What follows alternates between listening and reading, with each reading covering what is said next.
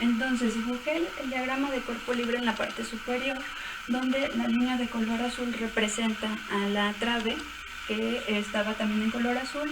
Ya no vemos el trapecio aquí, sino que vemos esta fuerza perpendicular a la trave, que es de 519.6 a una distancia del punto A de 3.07, y después, en vez del rectángulo, la fuerza de 200 libras a una distancia de 2 metros de este punto. Una vez que tengo eso, tengo que complementar las distancias que por ahí puedan estar faltando. Lo que nos falta es saber si esta fuerza, desde este punto a este punto donde se hace el quiebre, el cambio de dirección de la trave, mide 2 pies, que es esta misma distancia. Lo que no sabemos es qué distancia hay entre el punto A y este punto que tenemos aquí del cambio de dirección, para lo cual volvemos al triángulo rectángulo que habíamos trazado anteriormente, donde tengo un ángulo de 60 grados. Sé que este de aquí sacamos que era 6.92, pero sé que la altura son 6 pies. Voy a trabajar con esto. Ahora mi incógnita es mi cateto adyacente. Una función trigonométrica que utiliza cateto adyacente y cateto opuesto viene siendo la tangente. Entonces tangente de 60 grados es igual a 6, que es mi cateto opuesto, entre mi incógnita, que es mi cateto adyacente. Hago el despeje, este cambia de lugar con la tangente, y entonces mi incógnita es igual a 6 entre tangente de 60. Esta incógnita de aquí nos va a dar una distancia, esto es igual a 3.46. Ahora sí conozco todas las distancias que necesito. Ya que tengo esas distancias y tengo mi diagrama, puedo continuar con lo que pide el ejercicio. El ejercicio dice, ¿cuál es la fuerza resultante? Entonces, para obtener una fuerza resultante, tengo que tener todas mis fuerzas en el eje Y y en el eje X. Esta fuerza de 200 ya está en el eje Y, pero esta fuerza de 519 es una fuerza que está en diagonal. Entonces, lo que sigue, como paso número 3, sería obtener las componentes. Podemos llamarle a la fuerza que está aquí fuerza 1 y esta fuerza 2. Entonces, para mi fuerza 1 voy a tener una fuerza 1 en X y una fuerza 1 en Y. La fuerza 1 en X va a ser igual a la fuerza, que son 519.6, por el coseno de su ángulo. ¿Cuál es el ángulo? Si yo sé que en este tramo de aquí, como lo marqué en este triángulo, son 60 grados, en este caso, por semejanza de triángulo, sé que esta fuerza está a 60 grados con respecto al eje X. Entonces es coseno de 60. Y lo mismo para la fuerza en Y, la magnitud, que son 519.6, pero ahora por el seno de 60. Y los dos vamos a tener resultados del primero de 259.8 libras y el segundo de 449.98 libras. Ya obtuve yo mis componentes de mi fuerza X y de mi fuerza Y.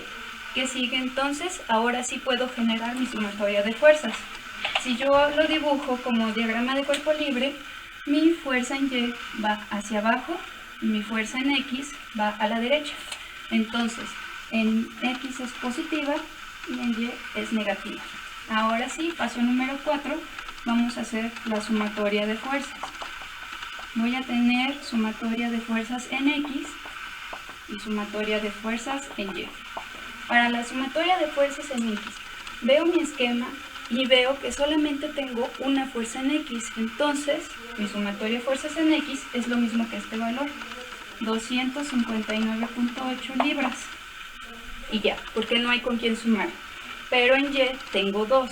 Tengo mi componente de F1Y y mi componente de mi fuerza 2.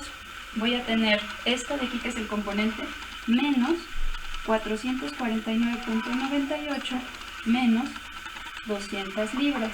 Eso me va a dar menos 649.98 libras. Ya tengo yo mis sumatorias de fuerzas en X y en Y. Entonces, ahora sí, vamos a obtener la fuerza resultante, que es igual a los cuadrados de las sumatorias de fuerzas y su raíz cuadrada. Entonces FR va a ser igual, suma de fuerzas en X, 259.8 al cuadrado, más menos 649.98 al cuadrado y su raíz. Recordemos que aunque este valor es negativo, va a dar positivo porque menos por menos da más. Y como total obtenemos una fuerza resultante de 699.97 libras. Este es el total de la carga que se está aplicando del trapecio que teníamos antes y del rectángulo que se tenía también. Otra cosa que pide el ejercicio para terminar es, ok, esa es tu fuerza resultante, ¿en qué ángulo se encuentra? Número 6, el ángulo es igual a la tangente inversa de la sumatoria de fuerzas en Y entre la sumatoria de fuerzas en X. Es decir, tangente inversa de Y, que tenemos menos 649.98 entre 259.8, lo cual lo ponemos en la calculadora y nos da un ángulo de 68.2 grados. Entonces, hasta aquí ya obtuvimos la fuerza resultante con base a este diagrama de cuerpo libre. Ya nada más nos falta obtener el momento en A. Como siguiente paso, tendría el paso número 7, que ahora me pregunta el ejercicio, como simplificación del sistema, ¿cuál es el momento en el punto A? Ok, el momento, recordemos que es igual a fuerza por distancia perpendicular y que gracias al teorema de Varignon podemos hacer la sumatoria de todos los momentos que están en un sistema y ese va a ser el total. Bueno, ¿cuántas fuerzas tengo en el esquema? 2. Trabajaré con los componentes, en este caso no. ¿Por qué? Observamos algo. En este diagrama lo que platicábamos es que esta fuerza está perpendicular a mi barra de color azul, que es el diagrama de la viga. Si ya está perpendicular y por el centroide sé cuál es la distancia, ya no tengo que calcular nada. Simplemente voy a decir, ok, esta fuerza que está aquí está empujando, tendiendo hacia abajo, lo cual me da un giro, igual que las manecillas del reloj, es negativo. Lo mismo con esta empuja con respecto al punto hacia abajo y me gira en sentido de las manecillas del reloj, también es un signo negativo. Voy a tener entonces que la suma de momentos en mi punto A va a ser igual. La primera, voy a tener, dijimos, un signo menos, y la magnitud de la fuerza es la equivalente que tengo aquí, 519.6 libras. ¿Y cuál es la distancia perpendicular? La distancia es la distancia que tenemos al centroide, que son 3.07. Esa sería la primera. Esta es mi fuerza 1 por su centroide de esa distancia. Menos, voy a tener la fuerza 2, que son 200 libras. ¿Y cuál es la distancia? Para eso obtuvimos en pasos previos lo que eran las distancias que nos faltaban. Tengo que de aquí a mi punto, dijimos que eran 2 pies. Luego obtuvimos la base del triángulo, que son 3.46. Entonces la distancia que hay de este punto a este punto ya sumados son 3.46 más 2. Vamos a multiplicar por 5.46 pies.